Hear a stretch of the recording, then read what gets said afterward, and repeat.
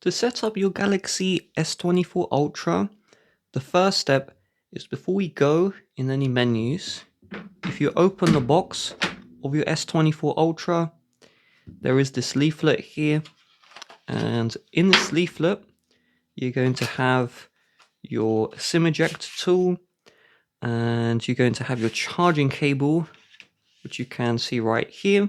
So if you're wondering where those are, it's in your box. Next, if we click the power button to wake the phone, if you need to turn on any accessibility settings, just tap this button here and you'll be brought to the accessibility settings.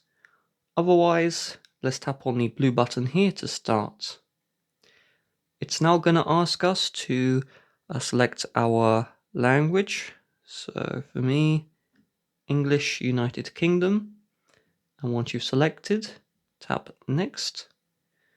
For our review, so you must agree to the end user license agreement.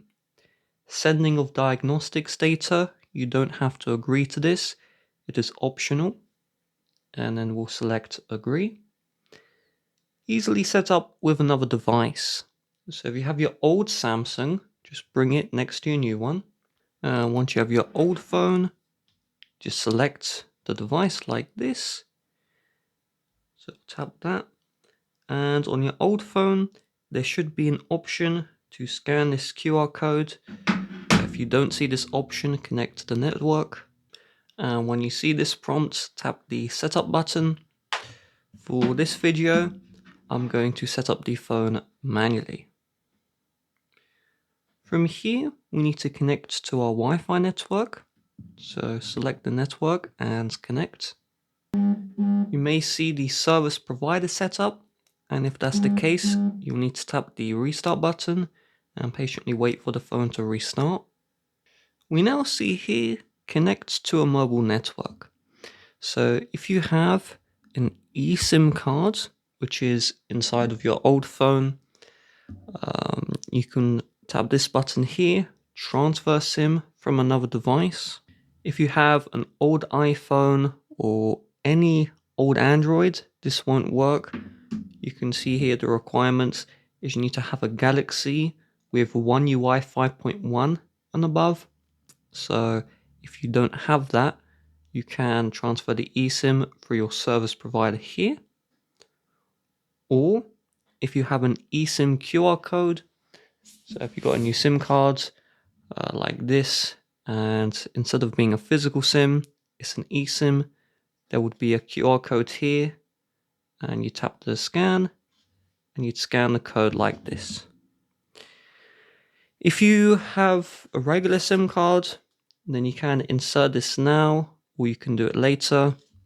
The SIM ejector tool is here inside of the box, and the SIM card slot is inside of here. As you can see, there's the SIM card slot to the right of the charger port. Opening up the SIM card tray, if you buy from Samsung directly and you're from the UK, you will get a dual SIM card slot, but with most other countries, you're only going to have one physical SIM card here, and if you wanted a dual SIM, you would need to contact your carrier and get an eSIM for the second SIM card slot. And when you reinsert the SIM card tray, make sure the hole of the SIM card tray matches the hole of the phone. Push down and then just rub flushly like this. So I did not insert any SIM card, so we'll select setup later. Now it's going to get the phone ready. We now see here, copy apps and data. So if you want to proceed, tap the next button. That earlier screen that looked like it would transfer apps and data only transfers your Google accounts and your Wi-Fi network. This is going to transfer everything like your contacts, your messages, your apps, your app data.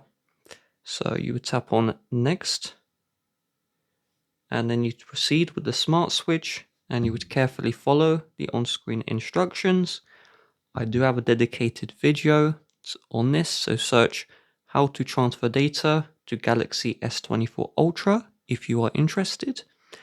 But for this video, I'm going to select Don't Copy. And then we'll wait for the checking information. We now need to sign in with our Google account.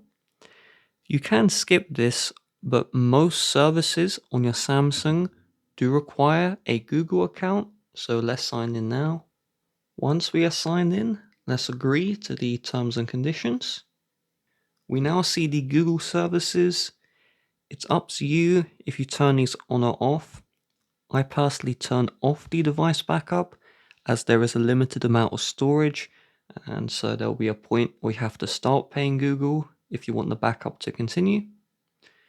Use location, you want this on, otherwise no apps can use your location, like the Maps app for example. Scanning just allows your location to be more accurate. However, it does allow your phone to scan for Wi-Fi networks, even if Wi-Fi is off. Same with Bluetooth. So I'd recommend you turn this one on, but you can always go off. Send usage and diagnostics data. There's no real reason to turn it off, but there's no real reason to have it on. So this is up to you. This just sends data to Google when your phone's charging. And then we'll tap on accept once we're happy. And now it's asking us to choose our search engine. For most of us, we're going to select Google and make sure it's ticked. And then we'll tap on next. Protect your phone. So let's choose a fingerprint as that is the most secure. And we're going to tap on the continue button here.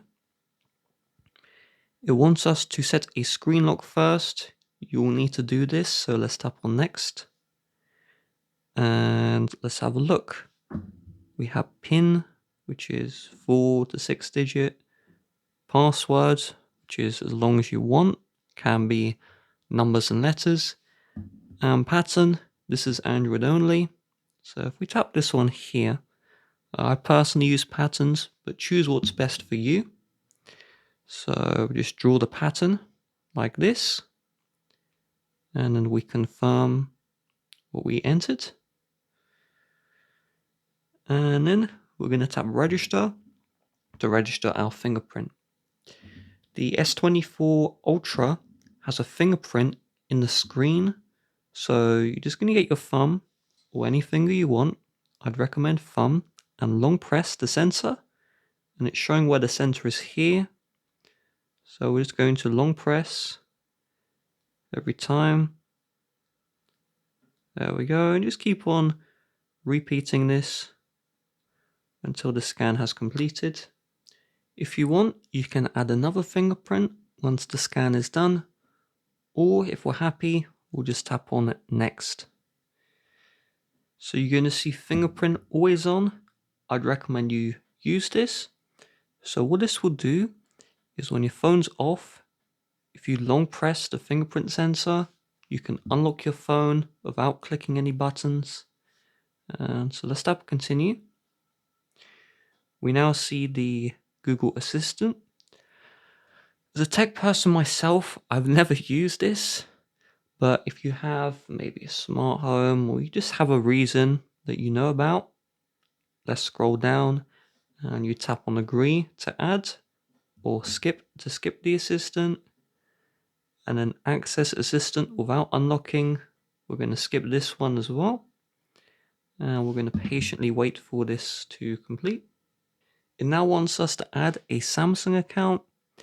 This is something I would recommend because features such as Samsung Pay, finding your phone and making sure it's not stolen, other features such as secure folder, they all need the Samsung account. For this video, I'm going to select I don't have an account and set up later, but I highly recommend you do add a Samsung account. So we'll just skip this one here. And then we have the legal information. So we can agree to everything to be quick, But you can see here there are hidden stuff like turn on customization service based on data, so you may want to leave that off. The terms and conditions you must agree to, and all of these other things are optional. And so once we're happy, we're going to tap on agree. Permissions, if you want this stuff, you can have it on.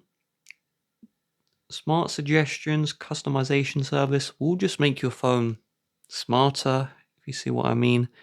I would recommend you leave this on, but you can always turn it off because it does use your data. Display mode, light or dark, just to reiterate, your phone's data, not like your mobile data, if you see what I mean. So let's tap on next, and we'll patiently wait for this, and we're done. So you can see here we have the S24 Ultra. Now if you want to use the S Pen, search up how to use S Pen on S24 Ultra, you will find my video. If you want to use Galaxy AI, which is new on this phone, search up how to use Galaxy AI, you'll find my video. Bye bye.